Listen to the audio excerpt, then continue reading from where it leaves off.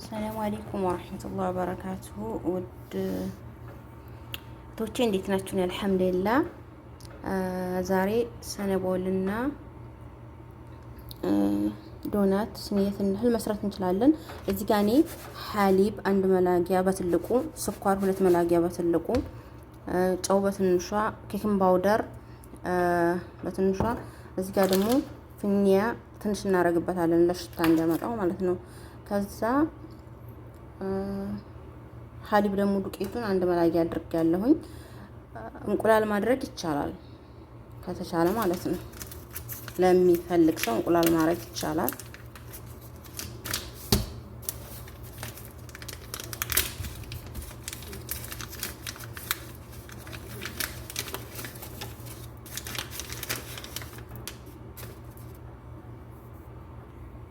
እዚህ ጋር ሐሊብ አድርጌያለሁኝ። እንትን ዱቄት እኔ አይዲ እንዲሆን የማደርገው ባልበጠብጠውም ራሱ ምንም አይሆንም። የምጠቀመው 2 ኩባያ ዱቄት ነው።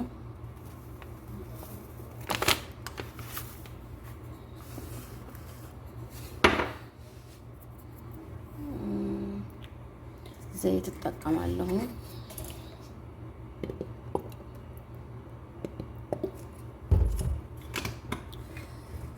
ከዛ እኔ እማቦካው በሙቅ ውሃና በሐሊብ ነው አንድ ላይ አደባልቄ ማለት ነው። ሐሊብ ሳይላ ማለት ነው። በዚህ እንጠቀመው ብዙም ውሃ አላደርግበትም ማለት ነው።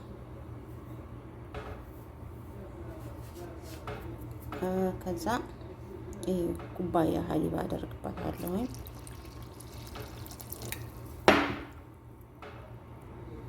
እና አበረታቱኝ፣ ፎሎ አድርጉ፣ እንትን ሰብስክራይብ አድርጉኝ፣ ሼር ላይክ አድርጉኝ። አዲስ ነኝና ማለት ነው። ኢንሻአላህ ከጥቂት በኋላ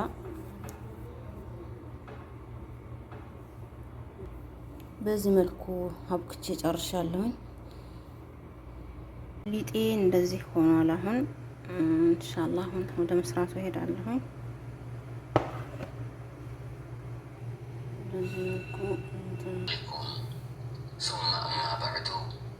በዚህ መልኩ ዘይት አሁን ቀባዋለሁኝ። በዚህ መልኩ ዘይት ቀብቼዋለሁ። አሁን በዚህ መልኩ ቀብቼዋለሁኝ። ስኳርና ቀረፋ ማለት ነው። በዚህ መልኩ ጠቅልየዋለሁ። በዚህ መልኩ እየቆረጥኩት ነው። የሚያሳዝነው ቤተሰቦቻችንን መምከር ማስተማር ተገቢ ነው ማለት ነው የሚቆመውና በዚህ መልኩ ጨርሻለሁ። በኋላ ላይ ፍሩን አስገባዋለሁ። ጀብና ያስፈልገኛል። በዚህ መልኩ ቀብቼዋለሁኝ። ሐሊብ ማለት ነው።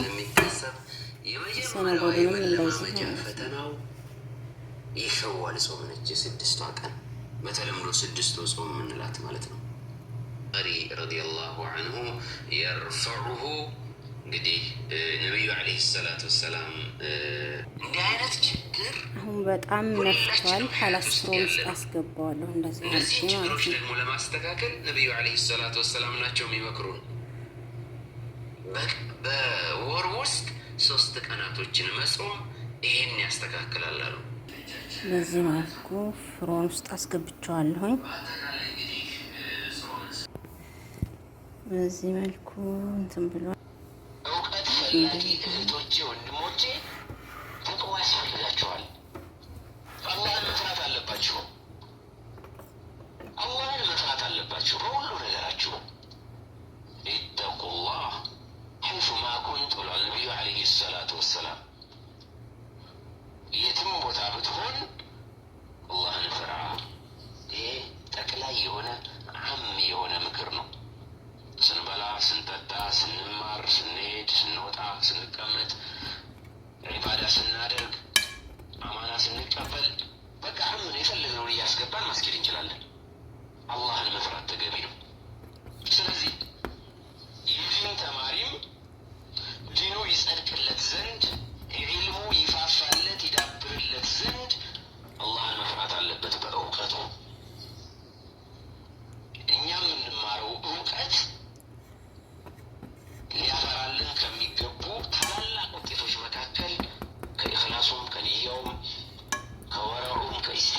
እንደዚህ ጨረስኩት። ይሄንን በዚህ መልኩ አልቋል። ትልቅ ነገርን ይዟል ብሎ ማስቀመጥ ይቻላል። አላህ ስብሓነሁ ወተዓላ በተቅዋም አደራ ብሏል። ወለቀድ ወሰይና አለዚነ ኡቱል ኪታበ ሚን ቀብሊኩም ወኢያኩም ወለቀድ ወሰይና አለዚነ ኡቱል ኪታብ አላህ ስብሓነሁ ወተዓላ ምን አለ? ለእነዚያ መጽሐፍ ለተሰጡት ሰዎች አደራ ብለናል። በእርግጥም አለ ሚን ቀብሊኩም ከእናንተ በፊት ለነበሩት ወኢያኩም ለእናንተ። ሙሽኪላውን በጣም ይወዱታል። ለዛ ነው ያበዛሁት ነው። አላህን ፍሩ ብለን ይሄ አላህ ወሲያ ነው። وهي وصية الله عز وجل للأنبياء جميعا وهي وصية الله للناس جميعا وهي وصية الله للمؤمنين جميعا وهي وصية رسول الله صلى الله عليه وسلم للمؤمنين لهم سوى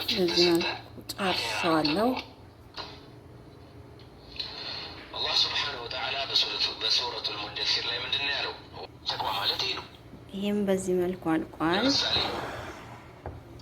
ማሻአላ ያን ቀላል ነው፣ ተጠቀሙበት። ስለዚህ መካከል ላይ በዚያ ጋር የሚያዝበት ሁኔታ አለ። ተቅዋ وهو فعل طاعاته واجتناب معصيته لا تحزن የምን ሐዘን ያለህ ዛሬ ብቻ ነው። ጠዋት ከእንቅልፍ ስትነሳ ምሽቱን አያለው ብለህ አትጠብቅ። ያንተ ቀን ዛሬ ብቻ ነው። ትናንት ከነጥሩና መጥፎ አልፏል። ነገም ቢሆን ገና አልመጣም። የህይወት ውደትህ አንድ ቀን ነው። ዛሬ እንደተወለድክና ሲያልቅም እንደምትሞት አድርገህ 100 ሜትሩን ሮጦ እንደጨረሰ ይህን ስታደርግ በአራት ባለፈውና ላይ የሚሳተፍ ሯጭ ግን በወደፊቱና ባልተጨበጠ ተስፋ 200 ሜትር ላይ ደክመው ምክንያት ዛሬ ነው።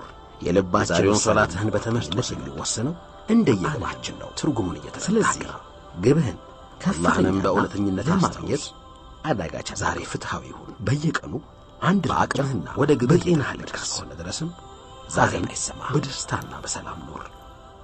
ጌታህን አስታውሰው፣ ምህረቱን ጠይቀው። ባለህ ሲሳይ በሚስትህ፣ በልጆችህ፣ በሥራ፣ በቤትህና በደረጃህ ጥብቃቃ የዛሬ ፕሮግራምህን አስተካክል። ከዚህ ዓለም ለመለየት ዝግጁ ሁን። ይህን ስታደርግ ከሴኮንዶቹ ወራትን፣ ከደቂቃዎቹ ዓመታትን መፍጠር ትችላለህ። የሰጠሁህንም ያዝ፣ ከአመስጋኞችም ሁን። ዛሬን ከሐዘን፣ ከጭንቀት፣ ከቁጣ፣ ከመቀኝነትና ከክፋት ነፃ ሆነ አሳልፍ። አንድ ነገር በልብህ ውስጥ መቅረጽ አለብህ። የኔ ቀን ዛሬ ብቻ ነው። ዛሬ ትኩስና ለስላሳ ዳቦ ከበላህ የትናንቱ የሻገተና ደረቅ ዳቦ ወይም የነገው የተስፋ ዳቦ ምንም አይሰሩልህም። ጠንካራ ሰው ከሆንክ ያለ ምንም ጥርጥር በቀጣዩ ነገር ላይ ራስህን ታሳምነዋለህ። የኔ መጨረሻ ቀን ዛሬ ናት። ይህን አስተሳሰብ ካዳበርክ ማንነት ግን በማሻሻል ችሎታህን በማሳደግና ተግባርህን በማጽዳት ከቀንህ እያንዳንዷ ወቅት አትራፊ ትሆናለህ። ከዚያ ለራስህ ምን ትለዋለህ?